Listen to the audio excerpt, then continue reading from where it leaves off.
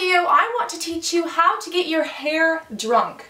What? You're probably thinking, Cassandra, you're insane, you're crazy. Cassie, you don't even drink. What the heck are you talking about? Well, today I want to teach you about a do-it-yourself beauty secret that I have personally been using for years, and we've actually talked about a couple of times before, to help you get soft, luscious, gorgeous, shiny, smooth hair. And that little tip is beer. So before I was 21, I would always like steal my dad's beer and just be like, Dad, I'm going to use this on my hair. And he's like, are you sure you're not going to drink it? You're a teenager. Like, you're not going to go do bad stuff. I'm like, no, I'm just going to put it on my head. And that's what I did. And I've probably been using this tip for about 5 or 6 years now. Beer has some very interesting properties in it that are actually very, very helpful to your hair. And I honestly use it whenever I need a boost of shine or smoothness and a little bit of kind of a glow. My uncle actually has his own beer company and brews beer up in Alaska. He writes a beer column too, so some people might know him if you live in like the Anchorage area. But because of that, I grew up kind of with a knowledge about beer even though I didn't drink it. And the way beer is made is that it's made of hops, which are kind of like a grain, and they grind and they ferment this grain, and they, it ferments and turns into alcohol, and that's why you get beer. And if I'm correct, beer has less alcohol than vodka, and beer even has less alcohol than wine. And it's not the same kind of alcohol that is damaging to your skin or your hair. But the hops in the beer naturally have different proteins and different enzymes, and what happens is that when you put these proteins and enzymes on your hair, it actually causes a chemical reaction to happen, and the proteins and the enzymes within that beer hangs onto your hair and coats it. And what that does is that it gives it, that was an odd noise. Someone must be running the water upstairs, but it gives it kind of a shiny, glossy, smooth texture and glossy finish because it does kind of coat the hair.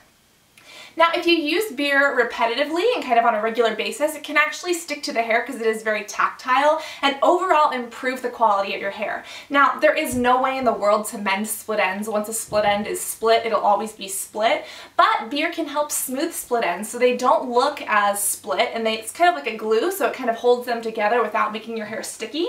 And that glue can help your hair look less split until you get a trim.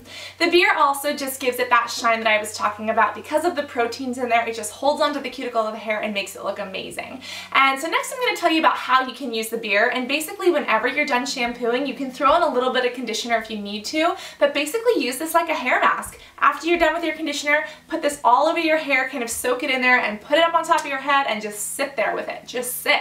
And it only takes 2, 3, 4 minutes. You can do it once a week, you can do it every day. It's totally up to you. And just rinse it out with either warm or preferably lukewarm to cold water. And just kind of rinse it out, make sure your hair doesn't stink like beer, and you're done. So the next question is, what kind of beer should you use? And really it doesn't matter. It doesn't matter if it's premium, it doesn't matter if it's a lower quality. I've seen good results with both. I have found and I have heard that flat beer is better than, I don't know, puffy? Like, what's the opposite of flat beer? Live beer? Active beer? When you have beer, I guess, like, it normally has, like, foam or fizz or whatever to it. If you let it go flat, like when a soda goes flat, so it's not, like, carbonated or fizzy anymore, that's when it's best to use.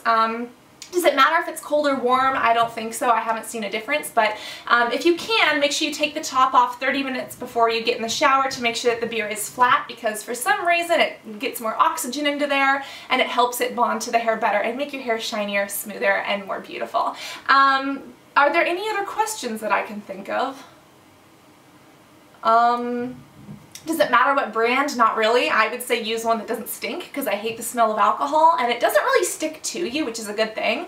But in general, I would say just use one that doesn't smell as much like beer as other ones do, because otherwise, could you imagine if you don't wash it out like all of a sudden and you like walk into a store and you're like, hi guys, and everyone thinks that you're like a raging alcoholic? That would be very interesting, and it'd be kind of funny if a cop pulled you over and made you take a sobriety test and you were like, oh, I did it perfectly. Yeah, like what's wrong?